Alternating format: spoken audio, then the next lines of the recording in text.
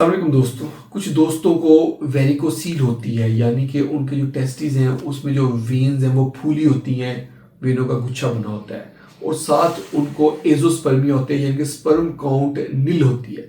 ऐसे दोस्त कुछ डॉक्टर्स के पास जाते हैं, उनको एडवाइस करते हैं कि आप वेरिकोसील का ऑपरेट करवा लेंगे तो आपकी फर्टिलिटी के मसले हल हो जाएंगे, आपका एजोस्पर्मिया भी ठीक हो जाएगा।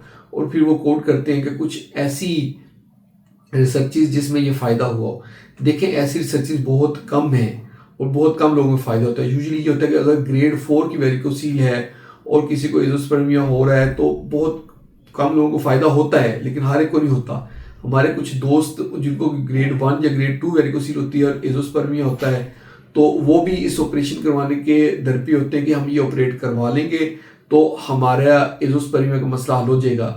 देखें, अगर आपको वेरिकोसील है और आपका ग्रेड 1 या ग्रेड 2 की वेरिकोसील के साथ आपको एजोस्पर्मिया यानी स्पर्म काउंट टोटल नील है, तो उसमें फ़ायदे के चांसेस बहुत कम है। आप ऑपरेट करवा लेंगे तो वेरिकोसील के साथ साथ वेरिकोसील तो ठीक हो जाएगी, लेकिन एजोस्पर्मिया ठीक नहीं होगा, आप प्रेगनेंसी नहीं अचीव कर पाएंगे।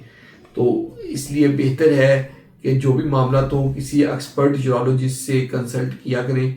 और जो ऐसे लोग हैं मार्केट में जो यूरोलॉजिस्ट नहीं हैं, उनसे इनफर्टिलिटी से रिलेटेड मशवरे ना लें, या फिर जो कुछ लोग ऐसे मोहल्ले के जो बुजुर्ग हैं उनसे मशवरे ले रहे होते हैं, उनके मशवरे ना लिया करें। बहुत बहुत शुक्रिया।